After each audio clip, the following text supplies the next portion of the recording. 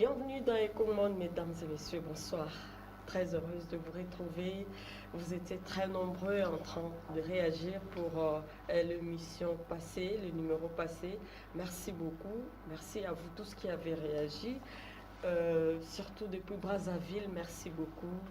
Et puis nous continuons ce soir. Vous savez qu'il y a eu d'ailleurs le chef de l'État, Félix-Antoine Tshisekedi Tshilombo, a participé au sommet de G20. Il a été question de la relance économique là-bas.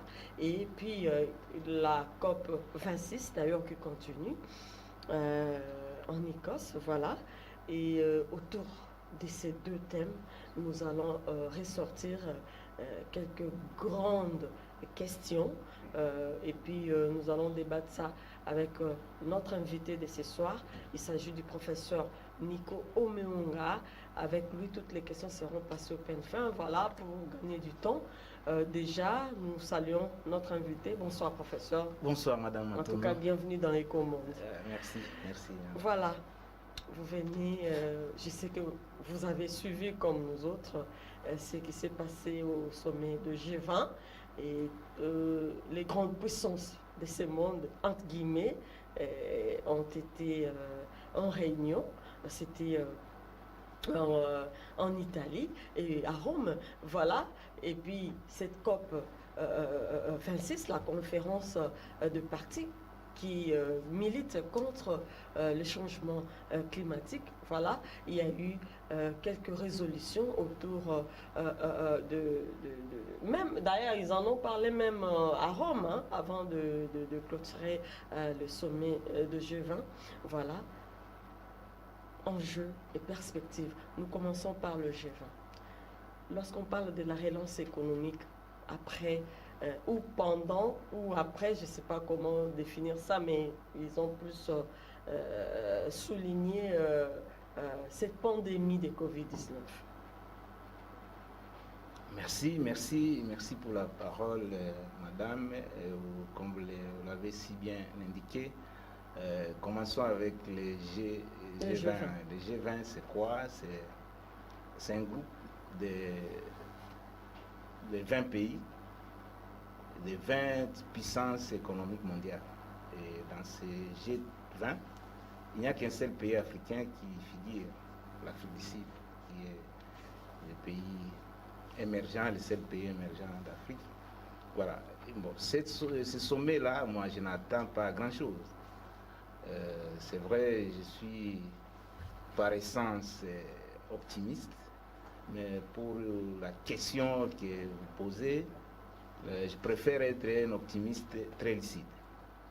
Parce qu'on n'est pas à la première rencontre des puissances économiques. Et ils se sont rencontrés à Rome.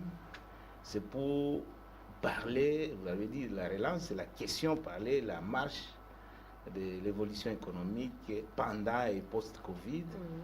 Et puis la question de l'environnement. Ne l'oubliez pas, nous sommes menacés par le réchauffement climatique. Et donc, les décideurs, parce que c'est celui qui décide, ce sont les puissants qui se sont réunis pour décider que doit-on faire pendant et après la Covid. Et la question importante, c'est celle relative à l'environnement.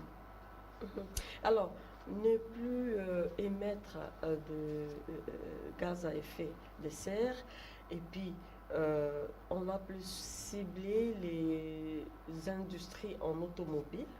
Et d'ailleurs, la Chine était absente dans ce sommet de G20. La Chine n'était pas là. Et quelle est votre réaction? Non, la réaction est simple. J'ai toujours dit que nous sommes caractérisés par le darwinisme économique. Ceux qui ont la puissance dictent la loi. N'oubliez pas, La Fontaine nous a dit la raison du plus fort est de la meilleure. Pourquoi la Chine n'a pas été à cette rencontre? Vous devez le savoir, je dois rappeler à l'opinion que la Chine, c'est le plus gros pollueur du monde. À elle seule, elle pollue l'atmosphère, on tire un quart 25% de la pollution sont entretenus par la Chine. Bon, la Chine, sachant qu'on va aborder cette question des changements climatiques ou des réchauffements, donc il a trouvé nécessaire de s'abstenir pour ne pas être suffisamment engagé. C'est vrai, la Chine a été représentée, mais le président et le chef de l'État lui-même n'a pas été à ce sommet. C'est pour dire qu'il n'a pas beaucoup accordé d'importance à ce sommet parce qu'il sait qu'on peut décider. Décider est une chose. Mais la mise en œuvre pense que ce n'est pas seulement elle qui pollue, il y a aussi d'autres, entre autres les États-Unis, la Inde, ainsi de suite. En fait, l'Inde. Oui, bon, on sait, là peut-être de me donner la transition pour entrer de plein pied sur la COP 26. Vous savez que déjà dans les années 95, il y a eu cette conférence sur l'environnement. Et deux ans plus tard, on a eu ce que vous avez bien indiqué, la conférence des parties signataires sur les changements climatiques. C'était la COP 1. Et aujourd'hui, nous sommes à la COP, déjà, la COP 26. 26e. Mais moi, je voulais un peu m'attarder sur la COP qui est COP 20, 21, l'accord de Paris. L'accord de Paris. L'accord de Paris, je crois qu'il y a des engagements fermes qui ont été pris. Mais qui n'ont pas été respectés, malheureusement. Parce qu'avant même l'accord de Paris, déjà en 2009, les riches, les G7, c'est-à-dire les 7 pays les plus riches du monde, avaient déjà à son temps souscrit à un engagement ferme de donner chaque année 100 milliards de dollars pour aider les pays du Sud qui en sont victimes. Vous vous en doutez? Par exemple, nous, alors que nous ne polluons même pas assez. Parce que quand vous prenez G20, les groupes de 20 polluent à hauteur de 80% des émissions de gaz à effet de serre. Alors que l'Afrique tout entière, c'est autour de 4%. Donc nous qui subissons ces effets, c'est à nous qu'on interdit. Bon, je ne viens pas remettre en cause. Je sais que les réserves forestières de la nature, nous sommes là pour réguler, ça appartient à l'humanité, mais je crois qu'il faut des mesures compensatoires. Et ils avaient souscrit à l'époque qu'on allait chaque fois donner 100 milliards de dollars pour aider les pays comme le nôtre, pour régler cette question, pour empêcher ou dire aux paysans, parce que dans notre pays, par exemple, l'arrière-pays à lui seul constitue au moins 80%, 70 à 80% de la population. C'est-à-dire la grande majorité de la population congolaise se retrouve dans les milieux ruraux.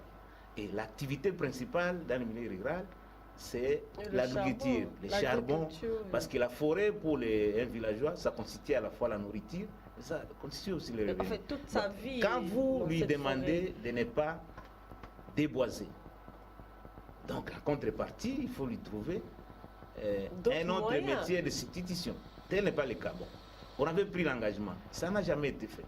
On arrive à l'accord de Paris. On a encore dit que non, on va commencer à payer de 2020 à 2025. Mais les 2020, ok, on n'a pas tenu cet engagement. Donc, qu'est-ce qui nous rassure aujourd'hui?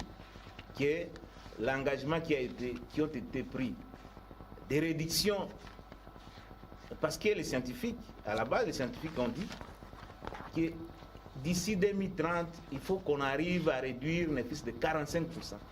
Sinon, l'humanité va subir des conséquences fâcheuses terribles.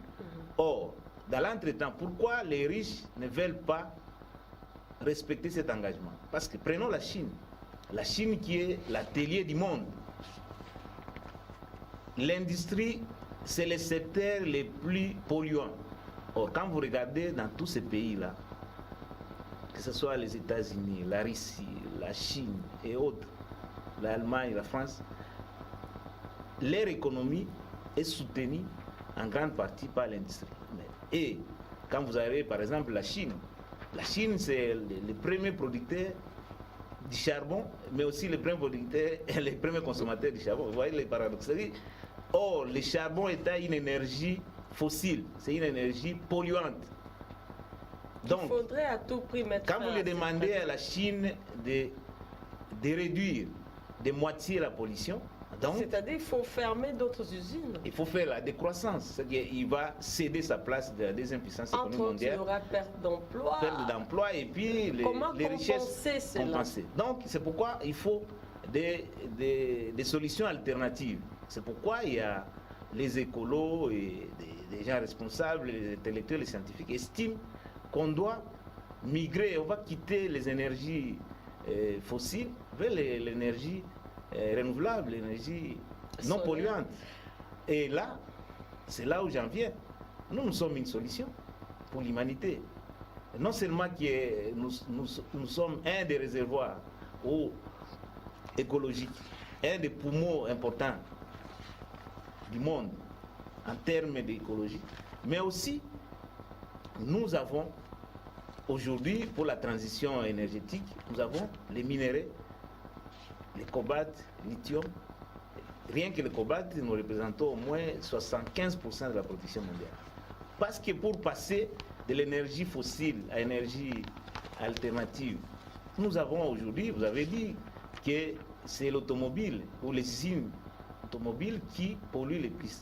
Donc il faut, d'ici 30 ans, il faut commencer déjà à envisager de réduire de moitié les automobiles traditionnels qui consomment le pétrole pour avoir les batteries électriques. Or, nous avons une solution parce que une voiture électrique. Nous aurons des problèmes de mobilité déjà au niveau de pays pauvres.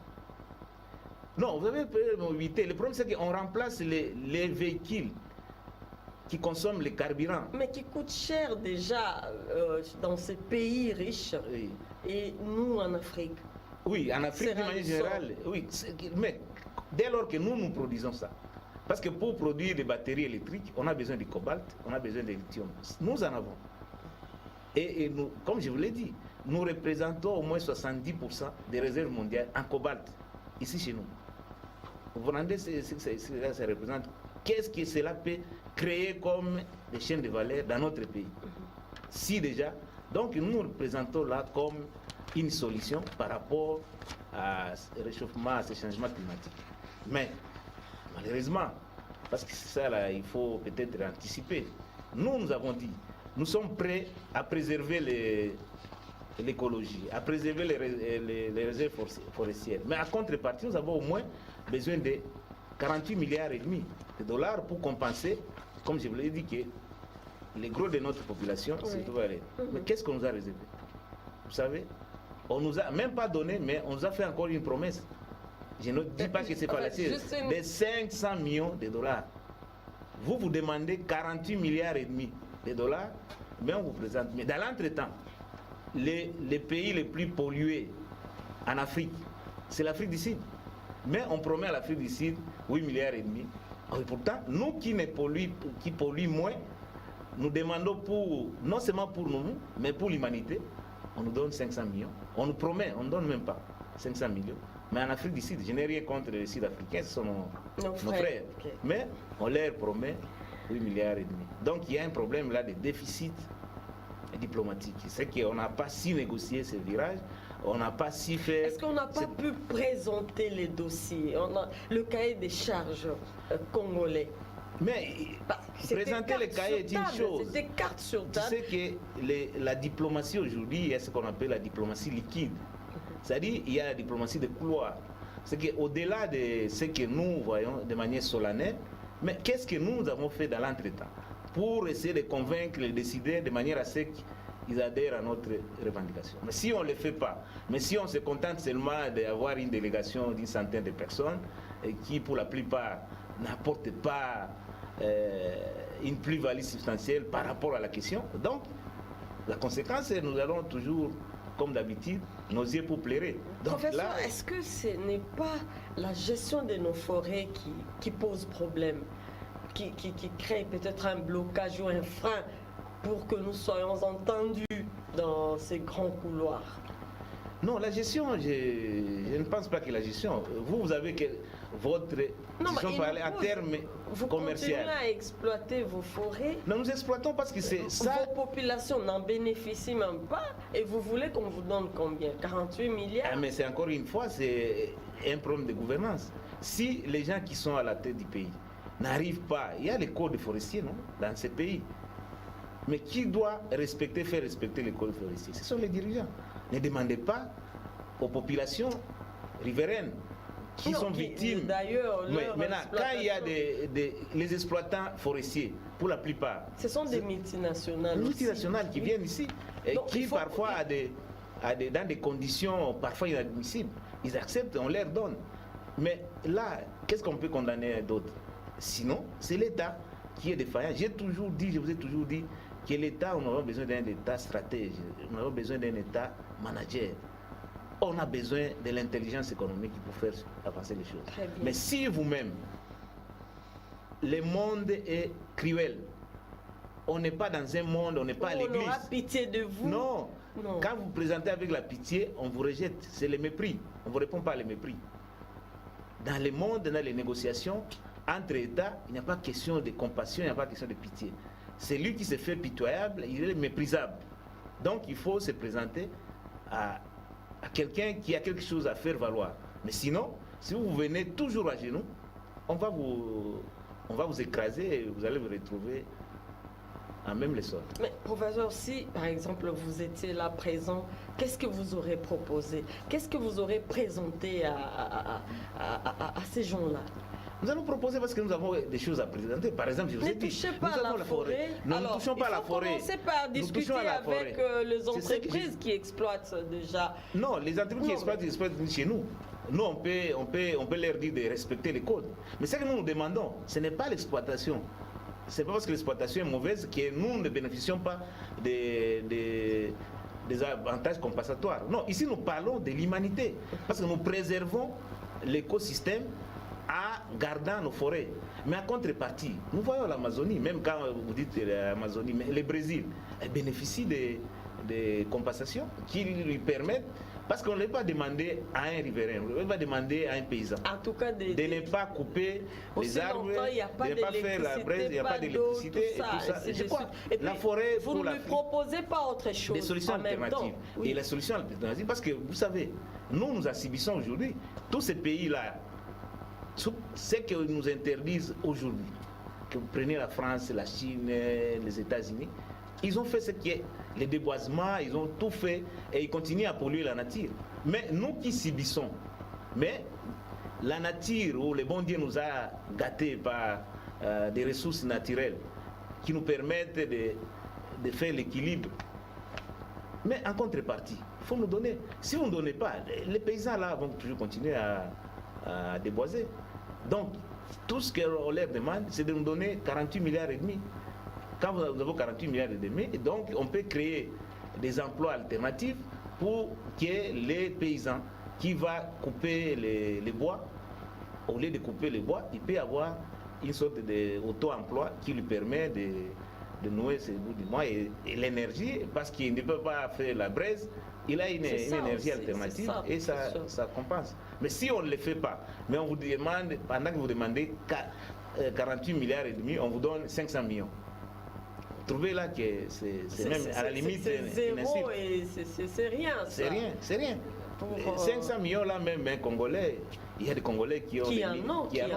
Donc si un État doit bénéficier de la communauté internationale en termes de compensation, et encore là, c'est une promesse. Je vous ai dit qu'il y a eu même des engagements où on devrait donner 100 milliards chaque année, ça n'a pas été tenu.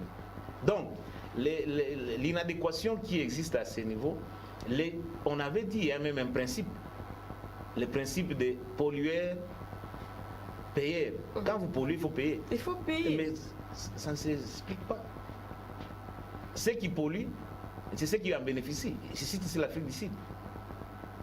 L'Afrique du Sud qui est censée payer en termes de pollution, mais il en bénéficie pour réguler la situation. Donc il y a un problème de leadership, et un problème aussi de notre diplomatie qui n'a pas si bien joué à la matière. Parce que voilà, nous revenons, professeur, vous continuez. Alors, si c'était vous, qu'est-ce que vous aurez présenté? Non, présenter ce que nous avons. Nous avons la forêt. Mais vous nous demandez de ne pas couper les arbres et tout ça. Mais en contrepartie. Parce que si vous ne donnez pas ça, mais on ne doit pas arrêter, on doit pas. Parce que dans la diplomatie, il faut aussi monter les enchères. Il faut mener aussi la menace. Quel pouvoir, sinon vous allez nous pousser à être des dictateurs, à punir encore nos compatriotes. Les compatriotes sont prêts à laisser les travaux champêtres, à laisser tout ce que vous demandez. Mais en contrepartie, il faut nous demander. Mais si vous présentez la menace, parce qu'il faut y ait une crédibilité des menaces. Mais s'il n'y a pas de crédibilité des menaces, on ne vous respecte pas. C'est le cas. Mais si nous allons toujours tête courbée, on ne fait pas monter les enchères, on ne veut pas présenter un cahier de charges défendable.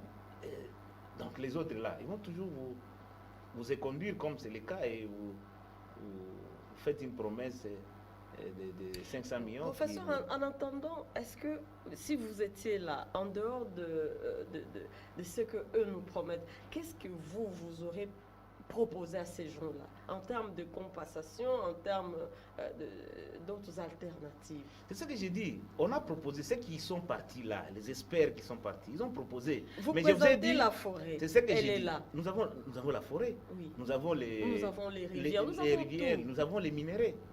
Parce qu'il est question de la transition énergétique.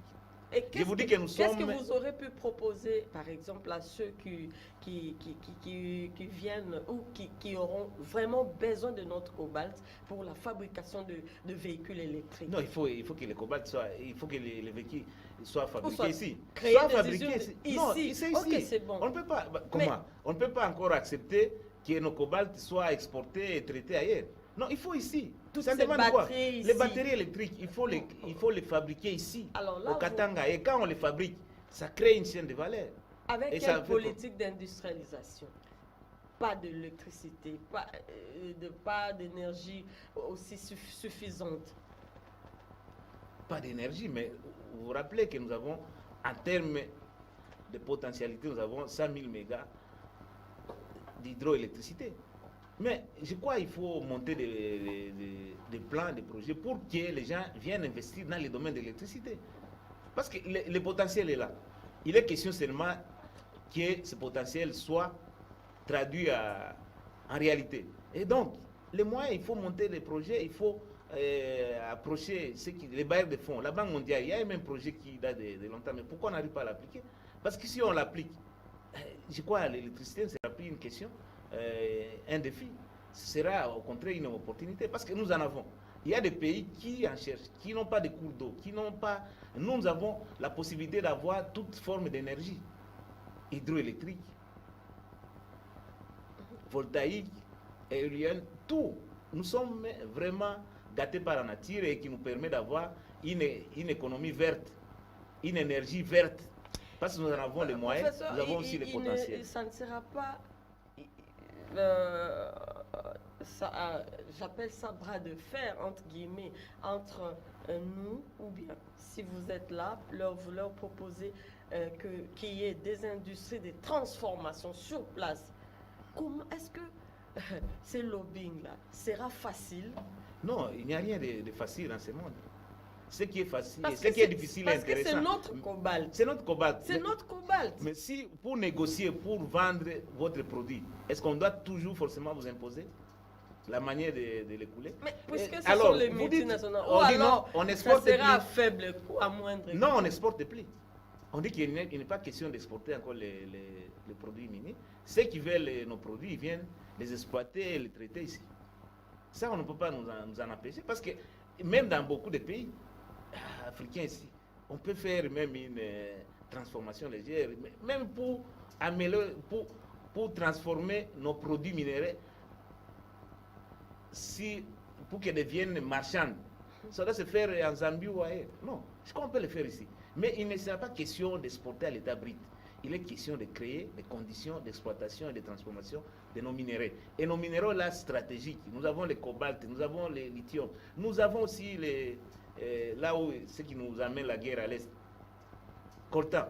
Mais toutes ces choses-là, pourquoi ne pas faire en sorte que ces choses-là soient traitées au pays, qu'il y ait des usines de transformation et de ce qui produit est et création qu'aujourd'hui, d'emplois, et donner avec aussi l'emploi à nos compatriotes. ça va donner l'emploi et puis ça va régler la question. Je vous ai toujours dit qu'il n'y a que 15 Congolais, et 15% des Congolais qui ont accès à l'Internet.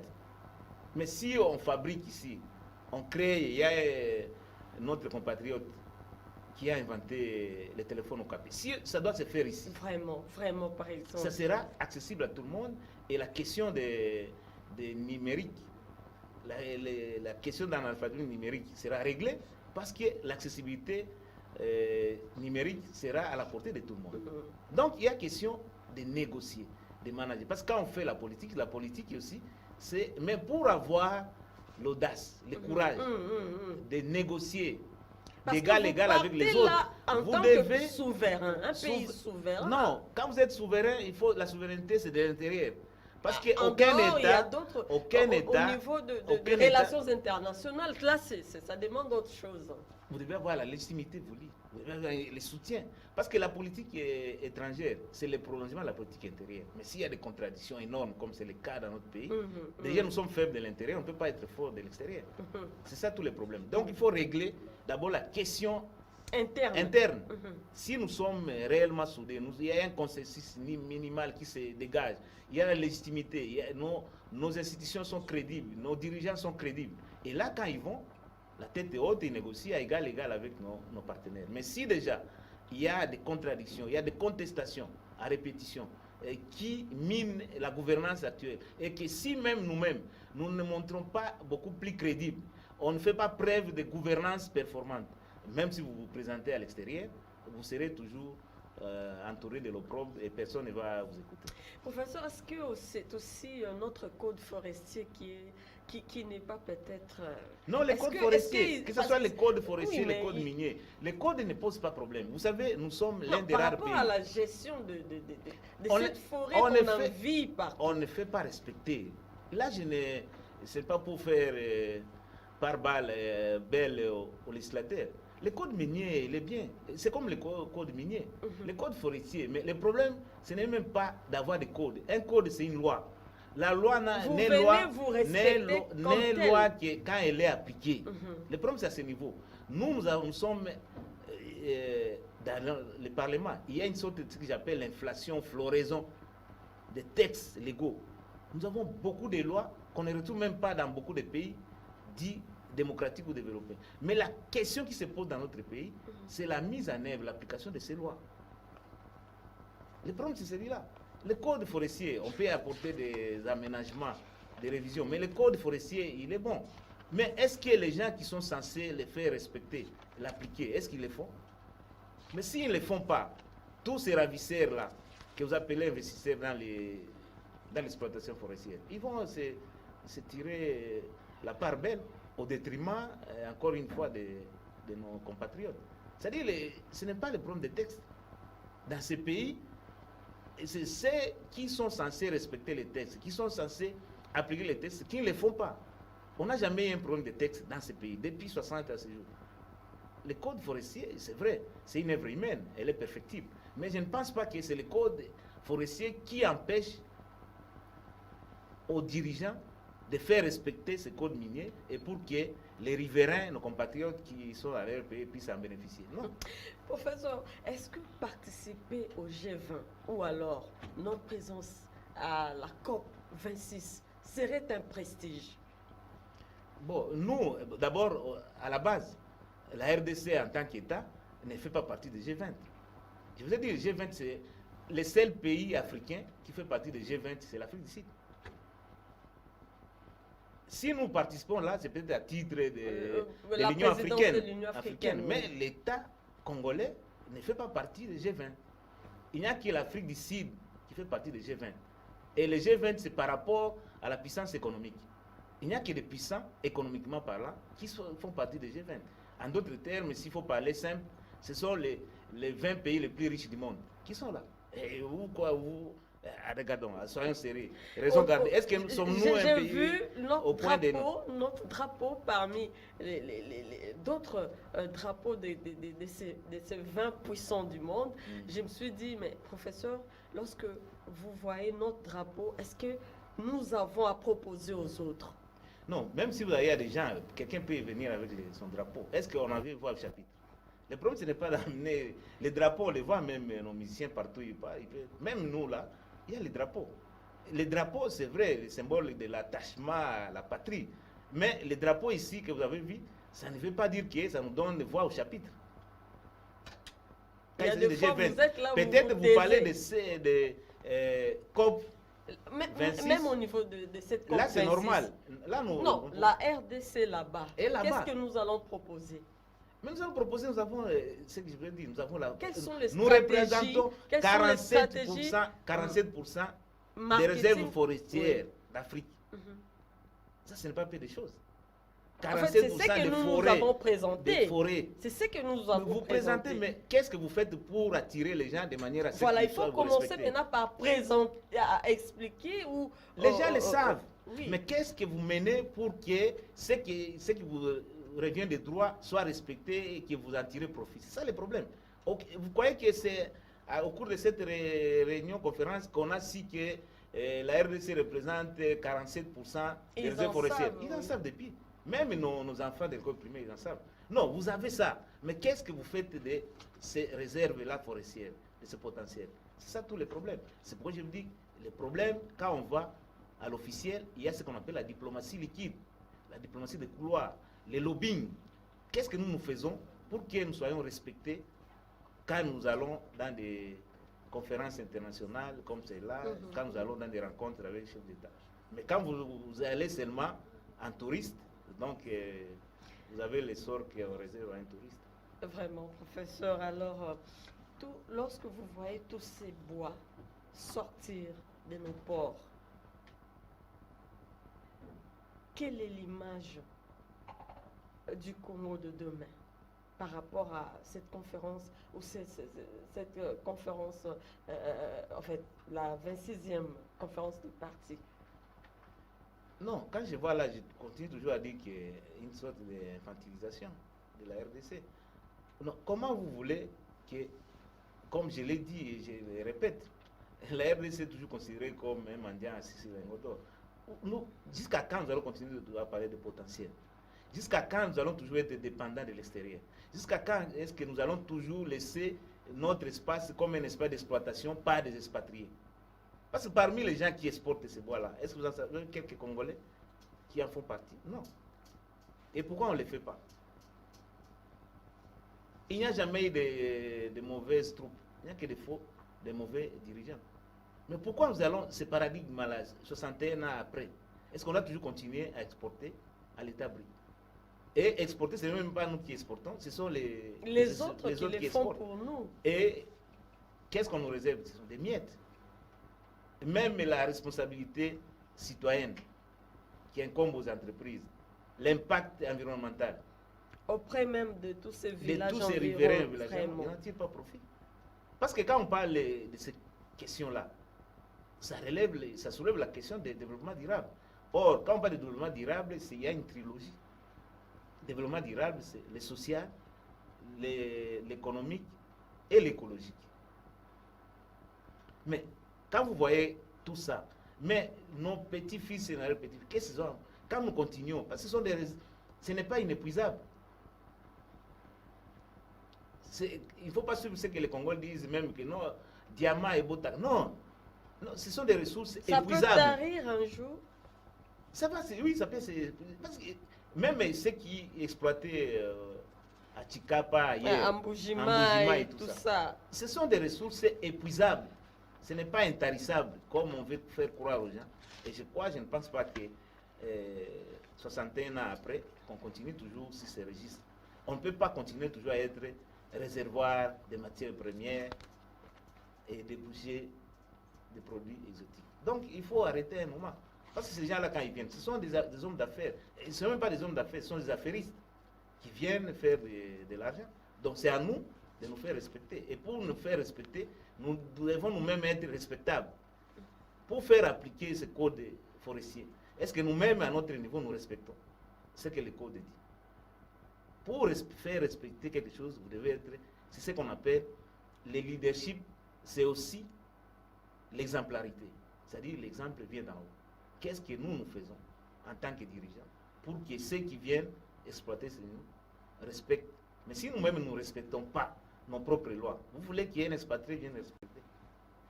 Professeur, est-ce qu'avec cette politique de développer nos 146 ou 7 territoires, cette politique de commencer par la base, pourrait améliorer un peu cette situation par rapport à la gestion de nos forêts, entre autres les Mayombe, à Bandundu et puis à l'Équateur?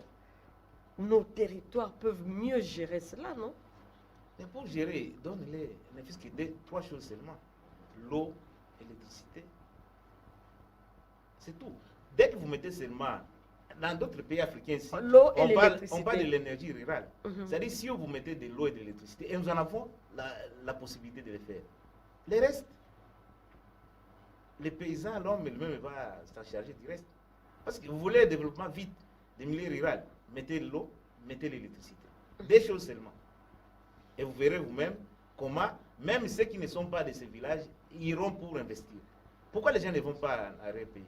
Non, il y aura, on va limiter un peu l'exode rural. Hein. Non, ça va limiter parce que quand il y a l'eau et l'électricité, ce sont les indices de l'urbanisation, de modernisation d'un territoire. Quand il y en a ça, les gens vont créer des écoles, ils vont mettre des hôpitaux, ils vont créer des petites entreprises, des petites industries, parce qu'il y a l'énergie.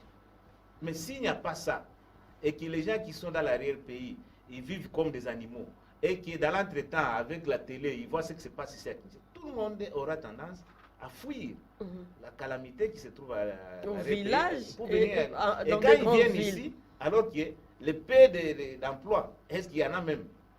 Comment on va se le distribuer?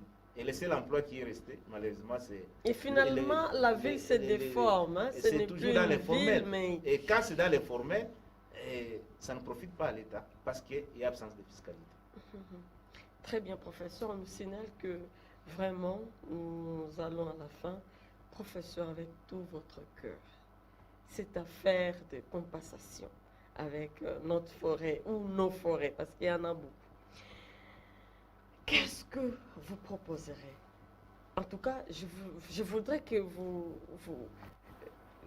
voyagez même maintenant là, comme si vous étiez dans cette conférence COP26 et que c'était le tour de la République démocratique du Congo, pas seulement de s'exprimer, mais de présenter, d'être là comme un État, un pays continent qui parle de son problème ou de ses problèmes. En termes de pistes et de solutions. Pistes de solutions, je crois, je ne crois pas, je ne prête pas foi aux résolutions qui seront prises à l'issue de cette conférence. Mais du moins, comme nous avons l'avantage d'avoir, nous sommes aujourd'hui présentés comme un pays solution par rapport au réchauffement climatique, au changement climatique. Est-ce que c'est un fromage dont tous les renards sont déjà autour? Ils sont conscients, les renards, mais si vous-même, si vous ne faites pas preuve d'agilité ou d'intelligence, on va vous les ravir. Je crois qu'il est temps que ceux qui le savent, ils n'ignorent pas, que nous puissions réellement présenter et donner quels sont les avantages que nous offrons à l'humanité du fait de nos réserves forestières. Et pourquoi nous devons réserver ces forêts? C'est parce que pour sauver et nos compatriotes, mais aussi l'humanité. Mais nous devons avoir des compensations. Parce que l'activité principale, l'activité économique principale dans des pays africains, particulièrement la RDC, c'est encore le secteur primaire, l'agriculture. Et dans ces milieux-là, la forêt pour la RDC constitue à la fois la nourriture, parce qu'on peut y chasser et attraper du gibier, mais ça constitue aussi les revenus, parce qu'on peut faire de la braise pour donner de l'énergie. Donc, si on donne des moyens qu'il faut, alors que nous avons même l'hydroélectricité n'est pas polluante autant que les centrales nucléaires qui sont alimentées par du charbon. Donc, nous avons la solution. En termes d'énergie renouvelable, énergie électrique non polluante, nous avons notre hydroélectricité, nous avons tout ce qu'il y a. Mais aussi par rapport à la transition, parce que l'idéal, c'est que l'Union européenne a dit qu'en 2050, il va atteindre ce qu'on appelle l'équilibre carbone. C'est quoi l'équilibre carbone? C'est-à-dire, on va arriver où les CO2 qui sont produits sont compensés par l'oxygène qui offre l'atmosphère. Les Chinois ont dit que c'est en 2060. Mais nous avons la possibilité aujourd'hui d'offrir ça à cause du bassin du Congo. Nous sommes la première puissance forestière d'Afrique. À nous seuls, nous représentons 47%.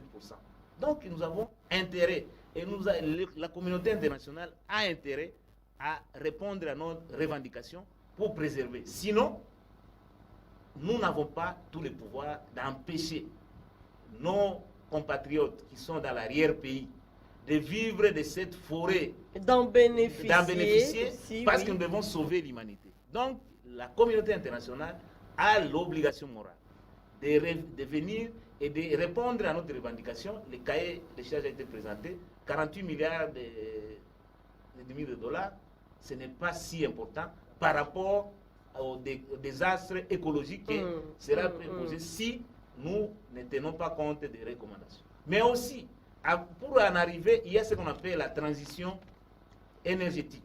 Nous avons aussi la solution. Nous avons le cobalt. Nous représentons 75% de la production ou du potentiel de cobalt mondial chez nous. Nous avons le lithium, nous avons le coltan. Toutes ces réserves, tous ces minéraux stratégiques aujourd'hui, c'est nous qui les avons. Donc, il y a intérêt aujourd'hui.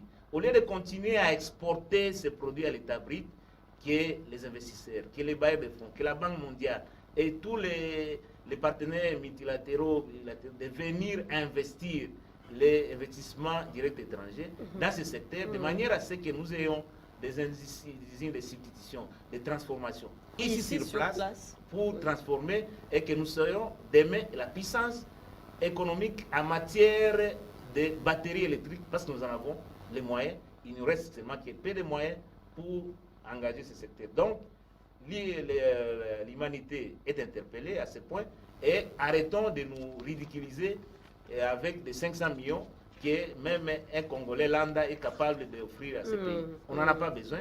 Nous parlons en termes de milliards et nous avons présenté cette facture et la communauté nationale de prendre toutes ses responsabilités. Sinon, nous n'allons pas atteindre la réduction des émissions à gaz de 45% telle que recommandée par les scientifiques. Vous connaissez la valeur scientifique et les scientifiques ont parlé, donc il faut respecter. Et pour respecter, l'RDC est la solution à ces défis.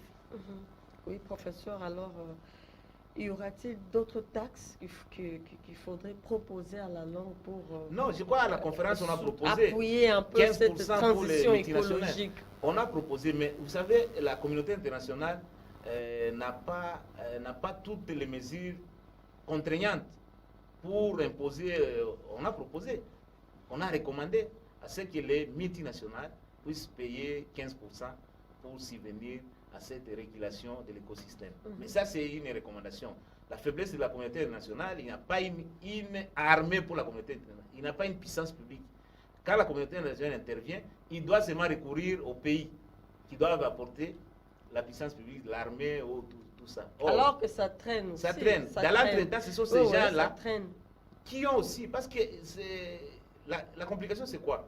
Au niveau interne. Les gens, non, à la communauté internationale. Oui, je parle maintenant dans ces différents pays-là. Oui. C'est comme s'il y a aussi des résistances au niveau interne de ces pays-là. Non, il y a des résistances parce que nous sommes régis par la haute finance internationale. Même les États sont parfois à genoux face à la haute finance internationale.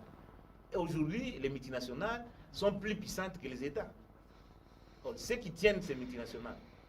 Donc, il faut négocier avec eux. Mais quand vous faites seulement une simple recommandation, je doute fort que ces recommandations soient comprises et appliquées. Donc, nous sommes habitués depuis la nuit des temps de faire des recommandations, de nous réunir, de faire des conférences. Nous sommes déjà à la 26e conférence. Mais faisons l'évaluation. depuis COP 1 jusqu'à COP 26. Qu'est-ce qui a été recommandé, qu'est-ce qui a été réalisé? Oui. Est-ce qu'on En fait, prend quels le sont temps? les grands enjeux que nous pouvons tirer surtout dans 26 ici? Mais on revient si on ressasse la même musique. Respectons, nous sommes menacés, nous risquons de disparaître. Il y a ceci, réduction de moitié les émissions, créons des énergies alternatives, une transition écologique.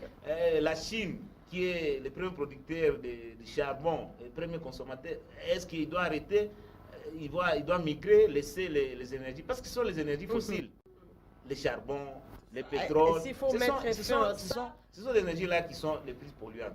Maintenant, vous demandez à ces gens-là de quitter leurs centres nucléaires sont alimentés par les charbons qui sont très polluants. Or, devant l'argent, il n'y a pas assez de moralité et ils veulent faire beaucoup d'argent, même s'il y a des morts. Vous savez, nous en souffrons nous-mêmes. Qui nous font la guerre à l'Est? Ce sont les multinationales. À cause de nos propres richesses. Il y a une vidéo qui circule. Les sangs qui se trouvent dans les téléphones. On extrait les coltans chez nous, on tue les gens, mais on doit se faire de l'argent. Donc, la communauté nationale au niveau n'a pas assez de moralité. Donc, pour vous faire respecter, il faut pas toujours aller en plein méchant. Et il n'y a pas. Vous allez avec la pitié. Personne n'aura pitié de vous. Hein. Vous allez avec la pitié, on vous répond par les mépris. Il faut pas être pitoyable. Les États, on n'a pas besoin des enfants à qui on doit apporter assistance. On doit se comporter comme des adultes.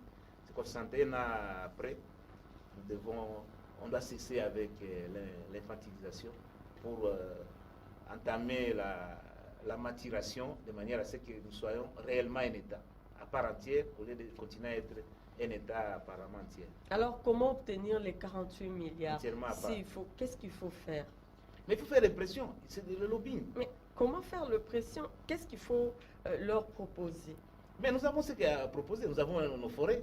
Ils n'ont pas cru, jusque-là, ils ne sont pas ils le seront convaincus, en fait. Ils sont convaincus parce que quand les scientifiques parlent, comme moi je parle là, on prend compte. Ce n'est pas comme ici. C'est ici où les scientifiques ne sont pas écoutés. Là, avant cette conférence, les scientifiques ont parlé pour leur dire que vous devez réduire de 45%. Effectivement. Et entre autres, pour qu'il y ait cet équilibre carbone, on a besoin de l'oxygène. Et qui produit l'oxygène? Parce que peut-être on ne le sait pas assez. Quand on parle de la photosynthèse, quand nous dégageons le CO2, il y a l'arbre qui dégage l'oxygène. Alors si nous nous mettons à couper les arbres, et ce que nous demandons là, ça va nous permettre de faire les reboisements aussi. Parce que tous ces bois-là, vous dites qui sortent, on peut replanter. Oui, mais c'est ça, une opinion parce que nous n'avons pas cette politique de reboisement. Mais pour avoir, ça demande des moyens. Nous ne le faisons pas pour nous-mêmes. Parce que quand nous faisons les reboisements, ce n'est pas seulement pour les Congolais, c'est pour l'humanité. Donc, moralité, l'humanité, ils doivent aussi subvenir. Parmi ces critères, il faudra aussi financer les reboisements. Quand nous demandons l'argent là, c'est pour aussi reboiser. Parce qu'à terme, nous sommes menacés. C'est vrai, nous avons des poumons écologiques. Mais au-dessus de nous, il y a quoi? Il y a Sahara. Et puis l'autre Kalahari. Et ça avance. À terme, d'ici une centaine d'années, nous serons surpris de constater que nous sommes presque dans un désert. Donc, on a intérêt. Professeur, prochainement, ça sera la guerre de l'eau. Non, la guerre de l'eau, si elle n'est pas, dans quelques années, on aura la guerre de l'eau. Et nous sommes, vous voyez comment nous sommes gâtés par l'antique. Nous, on nous appelle. Nous sommes distraits par rapport à ce que nous avons comme. Non, c'est parce qu'on ne met pas au cœur de notre action l'expertise et l'intelligence. En fait, nous sommes toujours dans l'environnement. Hein. Nous avons parlé des forêts, mais je souhaiterais que nous parlions aussi de l'eau. L'eau, on nous appelle les châteaux d'eau d'Afrique. Nous sommes l'un des rares pays. Vous avez ce qu'on appelle en Europe des fleuves. C'est ce que nous appelons ici des rivières. Rivières, Kalamou et autres. Même à l'intérieur, Lomami, Kassai, tout ça. Les lacs et autres choses. Quand c'est en Europe, on parle ça de fleuves. Donc nous sommes gâtés nous sommes les châteaux d'eau d'Afrique. Donc, à ce point-là. Mais nous sommes château d'eau d'Afrique, mais la desserte en eau potable est de combien? C'est encore une autre parade. C'est-à-dire, le problème qui est, nous devons avoir, je vous ai dit, nous sommes là où nous sommes, c'est parce qu'on n'a pas de bons politiques. Et moi, bien, j'aime parler de technopolitique. Parce qu'un technopolitique, il allie la politique et l'expertise. Naturellement, généralement, ce sont les meilleurs d'entre nous qui doivent faire la politique. Okay. Mais dans notre pays, c'est le contraire. Ce sont les marginaux sociaux qui devraient être pris en charge par nous, l'élite, qui sont à l'avant-plan et qui nous conduisent. Il faut arrêter ce paradoxe. Maintenant, il est temps qu'on promet l'élite, l'intelligence, l'expertise. Parce que ce sont les intellectuels, les capitaines d'industrie et tout ça, c'est là qui doivent être à l'avant-plan pour conduire le pays. Mais si nous prenons tous ces atalaks qu'on retrouve dans tous les bords politiques qui se retrouvent aux commandes de l'État, là, ça pose problème. Professeur, est-ce que l'intelligence financière peut être aussi la solution pour que nous obtenions le 47 milliards? L'intelligence financière ou l'intelligence économique? Oui, parce que ça relève, je vous dis que c'est renseignement. Je vous dis, quand on va dans un pays des hommes sérieux, des États stratèges, quand ils vont dans une conférence, déjà une année à l'avance, il y a déjà des émissaires qui font les plaidoyers auprès des décideurs. C'est ce que j'appelle la diplomatie liquide, la diplomatie de couloir.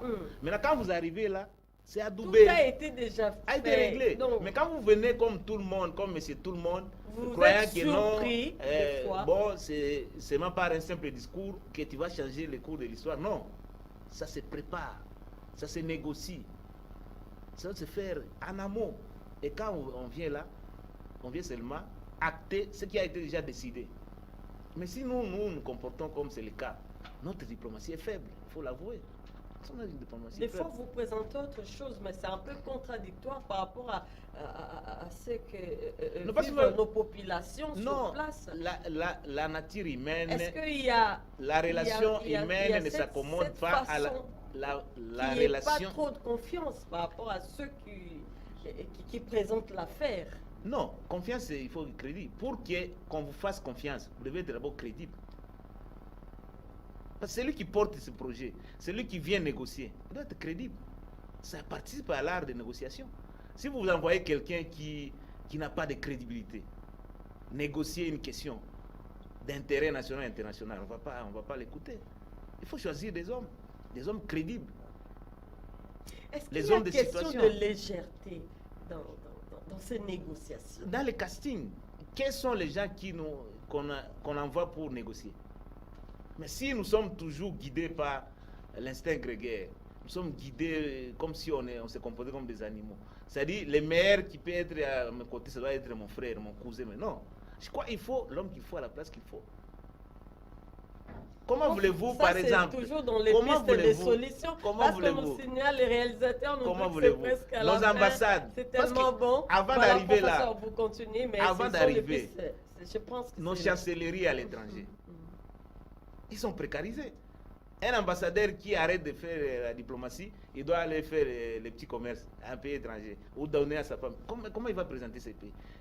Quel est l'état de nos ambassades, de nos chancelleries à l'étranger? C'est celle-là qui nous représente. Expulsés. Comme des tireurs de vin de palme. Et ces gens-là, comment ils peuvent nous respecter? Professeur, quelques mots de la fin, parce que je pense que... Mot de la fin, je crois. Voilà. On ne veut pas sombrer dans En tout cas, regardez votre caméra, je pense qu'il faut vraiment s'adresser à ceux qui sont restés, je crois, là-bas, et à cette communauté internationale, en tout cas en tant que scientifique. Qu'est-ce que vous proposez? Voilà, ce sont vos mots de la fin. Raison gardée, je crois, on ne va pas sombrer dans l'afro-pessimisme, au congolo-pessimisme. Loin de moi de faire l'autocélébration ou l'autoflagellation. Je crois qu'il est temps. Nous sommes une grande action, nous avons la vocation d'être la locomotive. Ici, je vois, ça c'est le rêve que Lumumba, Thérèse Mémoire, nous a dit. Mais je crois qu'il est temps que nous fassions, que nous arrêtions à pas seulement au rêve, que ça devienne une réalité. Et nous avons tous les potentiels, tous les moyens. Arrêtons avec les potentialités. Et maintenant, il est question d'avoir des richesses réelles. Et la question ici, c'est une question, j'ai toujours dit, c'est le capital humain. Dans tous les domaines, que ce soit le domaine politique, économique, faisons un bon casting. Ayons des dirigeants qui sont à la hauteur des enjeux. N'envoyons pas les faibles pour nous représenter. La nature n'a qu'à faire avec des faibles. Les relations internationales sont régies par les rapports de force. Imaginons, je sais, d'ici là, nous allons aller aux élections. Choisissez les gens qui ont non seulement l'expertise, mais ils ont aussi l'éthique. On ne vient pas apprendre au sommet de l'État. On est ministre, pas pour venir faire des incantations, on vient pour agir, pour appliquer ce que vous avez déjà préparé bien avant. On n'a plus besoin de stagiaires, on n'a plus de gens qui viennent apprendre au sommet de l'État. Donc, je crois la parole et le pouvoir est remis encore entre les mains du souverain primaire. Je crois que les cas échéants, il va faire la sélection. Il faut faire une bonne sélection.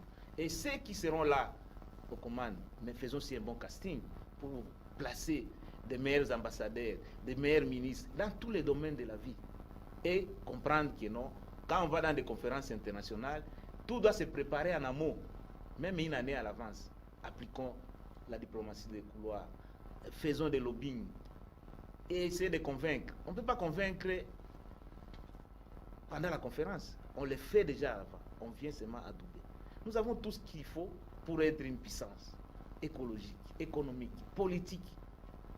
Nous en avons cette capacité et il est temps de le faire. Nous n'allons pas baisser les bras. Nous devons arrêter d'être un espace d'exploitation. Nous devons devenir un État, un espace de protection. Nous avons toutes les capacités. Les filles et fils nantis d'expertise et d'éthique sont appelés pour relever les défis. Très bien. Merci beaucoup, professeur. Relever les défis, c'était le mot de la fin du professeur. Voilà. C'est déjà la fin de ce numéro. Merci, professeur. Merci d'avoir accepté notre invitation. Merci, c'est moi qui vous remercie énormément de m'avoir associé à ces débats. Vraiment. Et, comme vous l'avez toujours dit, je suis serviteur de la République. À tout moment que vous voulez m'associer à ce débat, je répondrai présent parce que ce qui m'anime, c'est la patrie.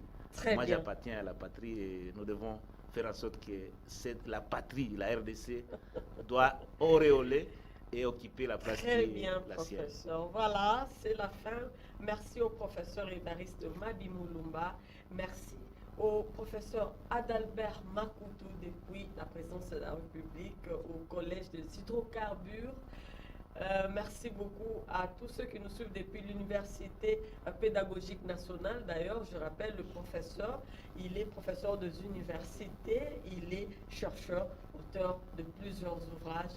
Voilà, retrouvez-nous, c'est Ecomonde, retrouvez-nous tous les jeudis déjà à partir de 20h20 et la rediffusion, c'est tous les vendredis à 11h. Entre-temps, merci à la grande équipe technique qui nous a tenu compagnie. Portez-vous bien. Très bonne suite de programme sur la télé autrement. Au revoir.